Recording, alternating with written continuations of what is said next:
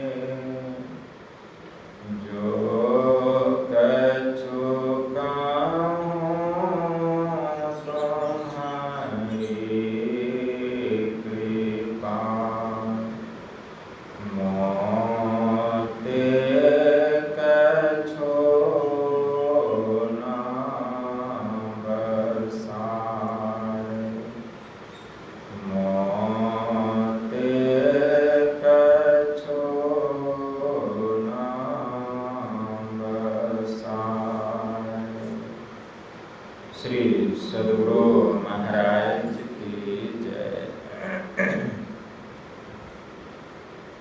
अव्यक्त रूप में प्रातः स्मरणीय अनंत श्री परम विभूषित परमाराध्य संत सद्गुरु महाराज के पावन कमल चरणों में बारंबार नमन। आदरणीय सत्संग प्रेमी गुरुजनों, भक्तिमती माताओं एवं धर्मशिला बहनों, यह संत मत का प्रातः वेला का सत्संग है, जिसमें हम लोग अपनी अपनी उपस्थिति दर्ज कर रहे हैं। इस संत मत सत्संग के द्वारा ज्ञान योग युक्त एकमात्र ईश्वर भक्ति का संदेश दिया जाता है, उपदेश दिया जाता है। प्रत्येक प्राणी मात्र को बोध कराया जाता है कि ज्ञान क्या है, योग क्या है, भक्ति क्या है, जीव क्या है, माया क्या है, ब्रह्म क्या है। इन सभी रहस्यमयी बातों का ज्ञान सत्संग के माध्यम से यह जो जीव अबोध बना हुआ है, सत्संग श्रवण करते करते एक दिन वह सुबोध और परम ज्ञानी हो जाता है। प्रत्येक प्राणी अपने जीवन में सुख और शांति चाहता है। कोई यह नहीं चाहता है कि हमारा जीवन दुखमय हो, हमारे जीवन में अशांति। हर कोई शांति पाना चाहता है। एक बार सुंदरवती महिला कॉलेज की जो प्रिंसिपल थी और उनके साथ कुछ और शिक्षक और शिक्षिका लोग थी, वह गुरु महाराज से मिलने के लिए कुप्पा घाट आश्रम आई। जब कुप्पा घाट आश्रम आई तो आकर प्रणाम करती है। और कहती है कि हजूर, हम लोग घर गृहस्थी में रहने वाले हैं, कुछ ऐसा उपाय बताइए कि घर में नाना प्रकार का उलझन, नाना प्रकार की परेशानियां रहती है, मन में अशांति बना रहता है घर के उलझनों के कारण, गृहस्थी के कारण। कुछ ऐसा उपाय बतलाइए जिससे कि यह अशांति जो है समाप्त हो जाए और हम लोगों के मन में शांति आ जाए। गुरु महाराज कहने की कृपा किए कि देखो जी, शांति जो है वह बाहर की चीज नहीं है, वह बाहर की वस्तु नहीं है। शांति जो है हम लोगों के भीतर की वस्तु है। यह जो जीव है, यह जीव 3 अवस्था में बराबर आता है और जाता है। जैसे कि अभी हम जगे हुए हैं तो जीव कहाँ है? आंख में। आंख में है जीव, जीव का वासा आंख में। इस स्थूल संसार में हम हैं। इस स्थूल संसार के संसार और शरीर का ज्ञान हो रहा है। कौन क्या कर रहे हैं उसको देख रहे हैं, ज्ञान हो रहा है। ठीक है ना? कहीं सुख भी मिलता है और कहीं दुख भी मिलता है। सुख तो कम है लेकिन दुख ज्यादा मिलता है, और जो सुख भी है तो वो क्षण भंगुर रहता है, बाद में फिर दुख ही मिलता है। लेकिन जब हम सोने के लिए बिछावन पर जाते हैं तो यह जीव जो है आंख से नीचे उतर जाता है, आंख से नीचे उतर जाता है। मतलब जागृता अवस्था से यह स्वप्नावस्था में चला जाता है जीव। जब नीचे उतरता है, स्वप्न देखता है, तो कहाँ स्वप्न देखता है? तो जीव कंठ में चला जाता है। तो कंठ में चला जाता है तो जीव स्वप्न देखता है, और जब स्वप्न देखता है तो जागृत अवस्था का इसको ज्ञान नहीं होता है। जागृत अवस्था का जो सुख दुख है वह स्वप्न अवस्था में ज्ञान नहीं होता है, और स्वप्न अवस्था के सुख दुख का ज्ञान जागृत अवस्था में नहीं रहता है। अगर स्वप्न में वह देख रहा है कि मैंने किसी पर विजय प्राप्त कर लिया तो उसी को वह सत्य मानता है, या मैं हार गया तो उसी को वह सत्य मानता है। मतलब स्वप्न में जो जो देख रहा है उसके लिए वही सत्य हो जाता है। बाहर में जो दृश्य जगत है, जो स्थूल जगत है, इसका कुछ भी ज्ञान उसको नहीं होता है, कुछ भी ज्ञान नहीं होता है बाहर में कौन क्या कर रहा है। लेकिन जैसे ही हम और नीचे जाते हैं तो कहाँ चले जाते हैं? कंठ के नीचे हृदय है, हृदय में चले जाते हैं। तो स्थान परिवर्तन हुआ। जागृत में आंख में थे, स्वप्न में कंठ में आ गए, अब फिर हृदय में आ गए, तो फिर अवस्था परिवर्तन हुआ, सुसुप्ति की अवस्था आ गई। सुसुप्ति की अवस्था में हम गहरी निद्रा में रहते हैं, घोर निद्रा में। जब उस समय किसी चीज का ज्ञान नहीं रहता है, न स्वप्न का न जागृत का। जब सो के उठते हैं तो कहते हैं कि आज बड़ा अच्छा नींद आया, आज मैंने चैन से सोया, आज देह हाथ का थकान दूर हो गया। क्यों? गहरी निद्रा। उस समय स्वप्न का भी ज्ञान नहीं रहा, जागृता का भी ज्ञान नहीं रहा कि क्या हो रहा है। तो जैसे जैसे हम स्वप्न में थे तो स्वप्न से हम जैसे नीचे गए, सुसुप्ति की अवस्था में गए, तो और हमको चैन मिला, सुख मिला। लेकिन वह सुख भी कब तक? क्षण भर के लिए। वह सुख भी क्षण भर के लिए, अल्प काल के लिए। लेकिन जैसे ही नींद टूटा फिर वही दृश्य जगत में हम आ गए। फिर जीव जो है आंख में आ गया, त्रिनेत्र में, शिव नेत्र में आ गया। इस संसार का ज्ञान हो रहा है। तो जब तक ये 3 अवस्था में जीव आएगा जाएगा तो जीव को सुख और शांति मिलने वाली नहीं है। चाहे वह गृहस्थ में रहे और चाहे विरक्त में रहे, जब तक 3 अवस्था में जीव आएगा जाएगा सुख शांति मिलने वाली नहीं। शांति कहाँ मिलेगी? तो 3 अवस्थाओं से परे एक चौथी अवस्था है, उसको तुरीय अवस्था कहा गया है। जो अवस्था में प्रवेश करता है तब जीव को सुख मिलता है। और तुरीय अवस्था से भी ऊपर एक पांचवी अवस्था है, उसको तुरीयातीता अवस्था है। उस अवस्था में जो चला जाता है फिर उसके जीवन में कभी अशांति ही नहीं आती, कभी अशांति नहीं आती है। तो चौथी अवस्था में पहले जाना पड़ेगा अगर हम शांति चाहते हैं। गोस्वामी जी ने कहा 13 तीन अवस्था तजहि भजहि भगवंत, मन कर्म वचन अगोचर व्यापक व्याप्य अनंत। मतलब 3 अवस्थाओं से परे चौथी अवस्था में जाकर के भजन करो तब सुख मिलेगा, तब शांति मिलेगी। देखिए गोस्वामी जी कहते हैं सुख कहाँ मिलेगा, शांति कहाँ मिलेगी? जागृत में नहीं, स्वप्न में नहीं, सुसुप्ति में नहीं, 3 अवस्थाओं से परे जो चौथी अवस्था है उस अवस्था में जो जाकर के भजन करेंगे तब देखिए कितना सुख है, तब देखिए कितनी शांति है, कितना सुकून है। ब्रह्मोपनिषद में मंत्र आया जाग्रते स्वप्ने तथा जीवो गच्छत्या गच्छते पुनः नेत्र अस्थम जागृत्रम विद्या कंठे स्वप्नम समाविशेत सुसुप्तम तुरीय मूर्धिन संस्थितम।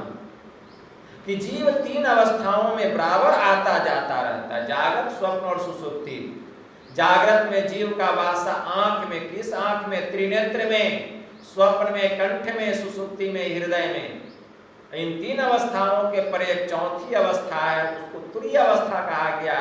तुरीय अवस्था में जीव का वासा मस्तक में होता है, ब्रह्मांड में होता है। और तब वहां जो भजन होता है तब जीव को सुख मिलता है, चैन मिलता है, शांति मिलती है, शांति मिलती है। इसीलिए चौथी अवस्था में जाओ और चौथी अवस्था में जाने की कला सीखो, सीखो। चौथी अवस्था में जाने की कला, यह कला कौन बताएंगे? माँ और बाबूजी नहीं बताएंगे, भाई बहन नहीं बताएंगे, चचा चाची जात गोतिया परिवार रिश्तेदार के लोग नहीं बताएंगे। यह ज्ञान हाट में बाजार में नहीं मिलेगा, किसी महफिल में नहीं मिलेगा, किसी नेता का अभिनेता का जहाँ स्पीच हो रहा है वहां यह ज्ञान नहीं मिलेगा। इसकी कला जब भी सीखने को मिलेगी संतों के शरण में। जब तक संतों के शरण में नहीं जाएंगे यह रहस्य पर से पर्दा नहीं हटेगा। संतों के शरण में जाना पड़ेगा। एक बार हमारे हजूर महर्षि संतसेवी परमहंस जी महाराज दिल्ली गए हुए थे। दिल्ली में एक खरबपति हुजूर के पास आए और कहते हैं गुरु महाराज जी कहिए कैसे आना हुआ? तो वो क्या कहते खरबपति, मैं एक भगवान को जानता हूँ ऊपर वाले को, दूसरा अपने को जानता हूँ, नीचे में तीसरा किसी को नहीं मानता। मैं एक भगवान को जानता हूँ, दूसरा अपने को जानता हूँ, तीसरा किसी को नहीं मानता। मेरे पास धन का अभाव नहीं है, पद प्रतिष्ठा की कमी नहीं है, मेरा इज्जत मान सम्मान मेरे समाज में मेरा इतना है कि हम बता नहीं सकते हैं। लेकिन हजूर क्या बतलाएं? आपके एक सेवक ने आपके बारे में बतलाया तो आपसे मिलने चला आया, क्योंकि सब कुछ रहते हुए भी मेरे जीवन में शांति नहीं है। सब कुछ रहते हुए भी मेरे जीवन में शांति नहीं है। तो वहीं पर हुजूर कहने कृपा की है कि देखिए आप तो खरबपति हैं, शांति अगर कहीं बाजार में मिलती तो आप जाके खरीद नहीं लेते, और भी लोग उस शांति को पाने के लिए आपके पास आते। लेकिन शांति जो है रुपया पैसा धन दौलत से नहीं मिलता है, शांति बाजार में नहीं मिलती है, शांति किसी दुकान में नहीं मिलती है। शांति जब भी मिलेगा संतों के पास मिलेगा, संतों के शरण में आना पड़ेगा और वे रास्ता बतलाएंगे। क्योंकि शांति का जो मार्ग है, जो द्वार है, वह गुरु बतलाते हैं। नोकते सफेद सनमुख झलके झला झली, असहरद में नजर थिर कर तज मन की चंचली, असंतों ने कही राह यही शांति की असली। तो संत बतलाते हैं शांति का असली मार्ग, संतों के शरण में जाना पड़ेगा। तो संतों ने कही रहा यही शांति की असली, लेकिन शांति को जो तुम चाहता तज और जो नकली।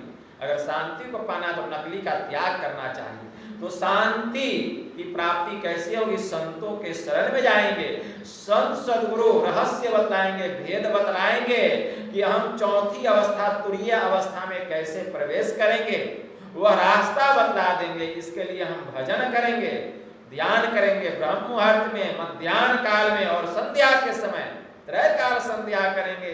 दोनों समय का सत्संग करेंगे, मन निर्मल होगा, सुरत पवित्र होगा, साधना में उन्नति होगी, सुरत की शिखर पर चढ़ाई होगी। और साधना करते करते, अभ्यास करते करते एक दिन यह सुरत जो है उस चौथे अवस्था में, तुरीय अवस्था में प्रवेश करेगा। और जब तुरीय अवस्था में प्रवेश करेंगे तब जो आनंद आएगा, तब जो सुख मिलेगा, तब जो शांति आएगी, तब तो बाहर की दुनिया को ही हम भूल जाएंगे। आहा, कितना अच्छा सुख है, कितनी अच्छी शांति है, ऐसा शांति संसार में कहा। उसी शांति के लिए यह सत्संग है। तो संतों के शरण में आइए, संतों से सदयुक्ति पा करके हम ईश्वर का भजन करें, एक ईश्वर की भक्ति करें। परमात्मा एक है, परमात्मा स्वरूपतः एक है। जैसे हम साधना करेंगे सब रंग रूप हट जाएगा, केवल एक ही बच जाएगा।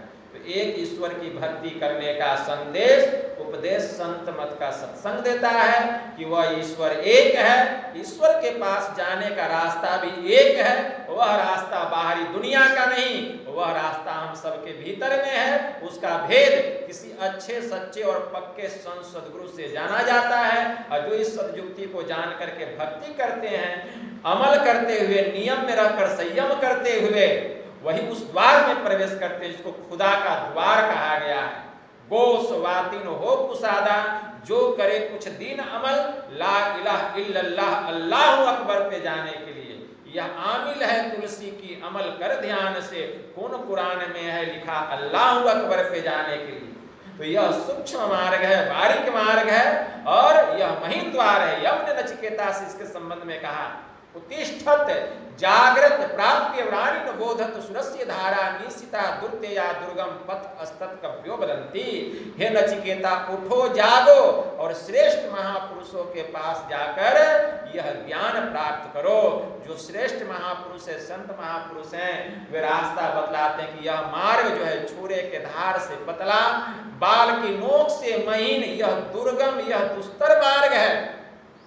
जो ऋषि मुनि महर्षि तपस्वी संत इस मार्ग में प्रवेश करके जिन्होंने परमात्मा का दीदार किया, उसका परोक्ष ज्ञान प्राप्त किया, साक्षात्कार किया, ऐसे संतों के शरण में जाओ, उनसे सद्युक्ति जानकर भक्ति करो, तब तुमको अपने स्वरूप का ज्ञान होगा, ब्रह्म के स्वरूप की पहचान होगी। वास्तव में आत्मा और परमात्मा में कोई भेद नहीं, तत्व रूप में वह एक ही है, लेकिन माया के आवरण के कारण अलग अलग आभास होता है। जैसे जब अंधकार रहता है तो हम अज्ञानता में पड़े रहते हैं, जैसे सूर्य निकलता है तो ज्ञान हो जाता है, सब वस्तु दिखाई देने लगती है और अंधकार में कुछ सूझता नहीं है। उसी प्रकार जिस दिन तुम्हारे भीतर में ज्ञान का सूर्य निकलेगा, तुम्हारे अंदर की अंधकार रूपी अज्ञानता दूर हो जाएगी। जैसे हम सूर्य की किरण का सहारा लेकर के सूर्य को देख लेते हैं, वैसे ही खुदा के जलवे का सहारा लेकर, परमात्मा के ज्योति का सहारा लेकर, ब्रह्म की ब्रह्म ज्योति का सहारा लेकर, ब्रह्मनाद का सहारा लेकर एक दिन हम परमात्मा को भी देख लेंगे। जब हम उनको देखेंगे तो फिर हम में और उनमें कोई अंतर नहीं रह जाएगा, तत्व रूप में हम एक ही हैं। यह ज्ञान तब होगा जब साधना के परम प्रकाष्ठा को हम प्राप्त करेंगे। तो बोलिए प्रेम से श्री सद्गुरु महाराज की जय। यही थोड़ा सा आप लोगों की सेवा में कहा।